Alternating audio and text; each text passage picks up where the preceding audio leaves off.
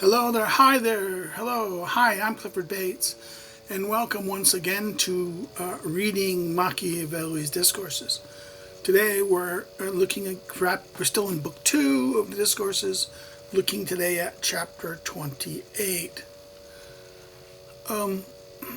What is Chapter 28 on? It's how dangerous is it for a republic or a prince not to avenge an injury done against the public or against a private person. Now, again, here, this is the question here, and it is the private person, the private. In other words, this idea against a private person, or the private against the private.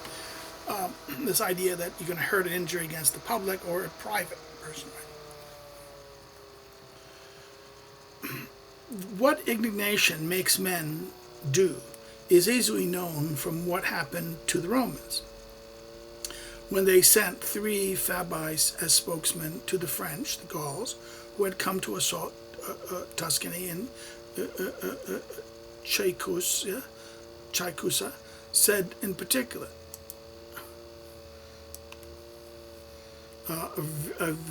Livy 4, chapters 35 through 38.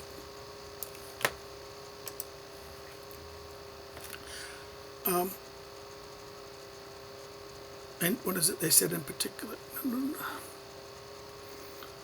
Since the people of the Chaikusi had sent to Rome for aid against the Gauls, the French, the Romans sent ambassadors whom, in the name of Roman people, were to signify to the Gauls, French, that they should abstain from making war on the Tuscans.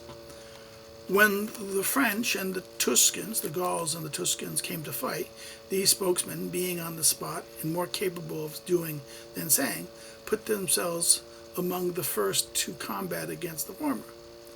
From this it arose that since they were recognized by them, the French, turned against the Romans with all indignations they had against the Tuscans. This indignation became greater because when the French, the Gauls, through their ambassadors, made a complaint to the Roman Senate about this injury and asked in satisfaction of that the harm the Fabii written above should be given over to them. They asked that in satisfaction of that harm, the Fabii written above, those men who say, should be given over to them. Were they not consigned to them or punished in any other mode, but when the electoral meetings came, they were made tributes with consular power. In other words, they were actually rewarded. In that sense, they were made tributes with consular power. Okay? So that when the French saw those honored who should have been punished, they took all to have been done for their disparagement and ignominy. Inflamed with indignation and anger, they came to assault Rome and took it, except for the capital. This ruin arose for the Romans only through the inobservance of justice. For when the ambassadors sinned against the laws of nations, right, quoted in Latin from Livy 5, right, they were supposed to be there to kind of just be ambassadors, but rather they fought, they should have been punished. They were honored. They were honored and not punished. So this anger led them to do. It is therefore to be considered how much every republic and every prince should take account of doing similar injuries, not only against the collectivity, but even against an individual. In other words, don't do injustice. In other words, there was a breach of the laws of nations. You should not have done something. You should have been some punishment. You broke the rules, right? Instead of breaking the rules, they were honored. This outraged the Gauls, right? Or the French, he says, right?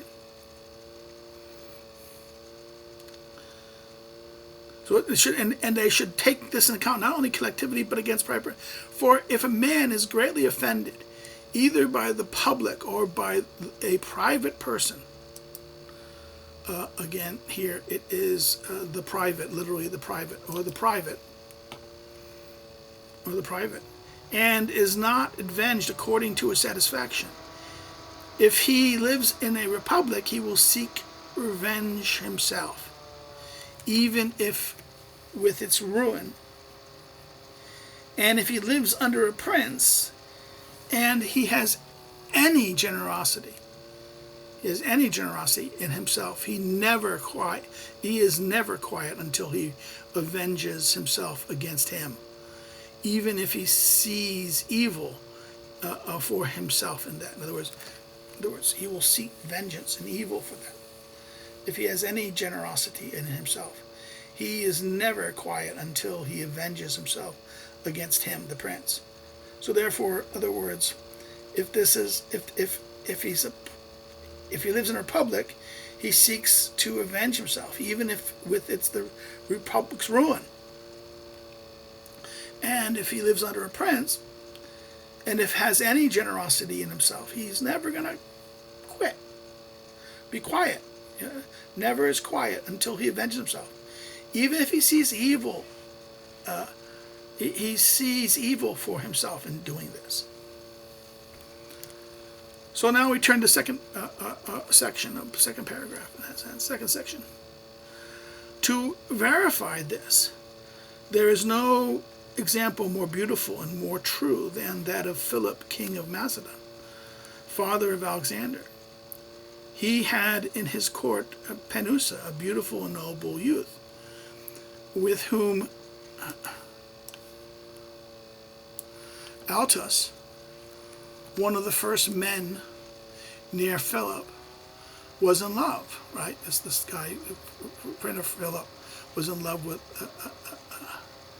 Altus, right? Was it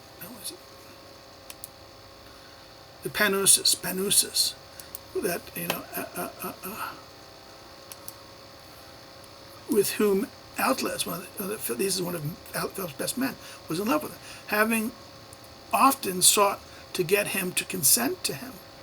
Having find him adverse to such things, he decided to, by deception and by force, that which he saw he could not have by any other discussion. In other words, deception and force. Deceived them and then took by force what he wanted. He saw he could not have by any other direction. Having made a festive, now of course, solemn banquet, to which came Panusa and many other noble barons.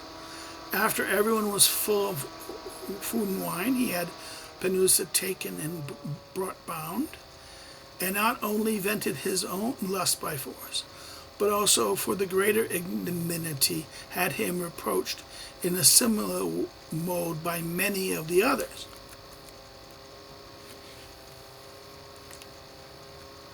Okay, right.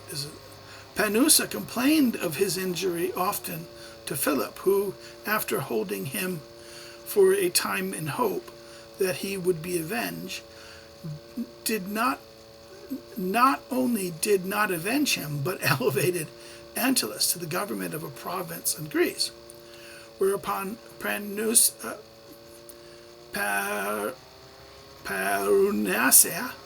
the man who was taken advantage of, basically raped and publicly raped by others too, instead of having him punished, they saw him honored upon but instead of, he kept on saying, and hoping that Philip would punish him, instead Philip elevated him to the province in Greece, whereupon Panusa, seeing his enemy honored and not punished, turned all his indignation not against the one who had done him injury, but against Philip, who had not avenged him. On the festive morning, this following morning of the wedding of Philip's daughter, whom he had married to Alexander of Arapus, when Philip was going to the temple to celebrate it, in the middle of the two Alexander, his son-in-law and son, he killed him. Justinian 9. This example is very similar to that of the Romans and notable for whomever governs. In other words, look at this. So he waited. He took it. Oh, it's your fault. I'm going to go after you, and then took the occasion of the wedding thing of Philip wedding his daughter to Alexander of this, and between Alexander, his son, and the soon-to-be son-in-law, he kills Philip. This is an example. This example is very similar to that of the Romans and notable for whoever governs. For he should never esteem a man so little that he believes that when he adds injury on top of injury, he who is injured will not think of avenging himself with every danger and particular harm for himself. In other words, you got to do this. You did that. Oh God, you made him an enemy, and you've not. He's going to take vengeance, and this is the danger. And this is why you cannot do this. In this example, he ends here. This ends the chapter in this example. This very again. This echoes something that Aristotle in Book 5 of Politics warns about in his about kings. You have to be careful about sex and things like this. Doing this kind of injury will this kind of injury, doing something in this situation may lead to great, someone seeking vengeance, seeking revenge. And they might risk everything for the sake of the desire to be on, for this setting right the sense that they were wrongfully treated. Even if it might harm them, they might die because of it. They might ruin. They might, in other words, this is the danger of this for a prince in this sense. Well, therefore, we end this chapter on this warning. If you have any comments or questions, please put them in the thing, and I will respond to them when you see them. If those want to know where in Aristotle he talks about similar things, stories about this. This is in Book 5 and chapter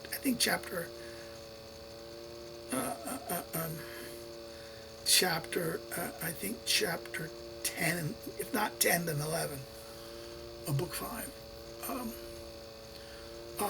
You want, again, any comments or questions on what Machiavelli says in this chapter about this question or issue, I'll respond to it. Like it, hit like button. Please hit the like button. It helps. If you didn't like it, you can always thumbs down it, but say why in the comments. If you've not subscribed, please consider subscribing. Remember, commenting, liking, subscribing. Oh, last but not least, sharing. If you liked it, share it. Share it on to your friends. Share it to your people you think may be interested in this. Bring it to the attention of them. Share it far and wide, as someone I know says. Another thing you can do, again, I said, is encourage people to come check the channel out. See if they like it, what we're done here, and many of the other playlists we have looked at. And that's it. I mean, not really that's it, but if you want me to follow me on social media, the social media links are below. If you want to know more about me as a scholar and as a researcher, check out my academic social media links below, where you can check my research and stuff like that. And last but not least, if you want to help me to do what I do, you can do so through Patreon or subscribe, help in the financial sense. I can do so through Patreon or Subscribestar. Or if you want to just buy one of my, you can also buy just one of my books. You can do so through, of course, the books are listed below. You can do it, of course, if you see it at your local bookstore, buy it. But if they're not available at your local bookstore, you can order it online, do it online distributors like like Amazon, Barnes & Noble, Libris, book depository, etc., or by the publishers themselves. Well, that's it.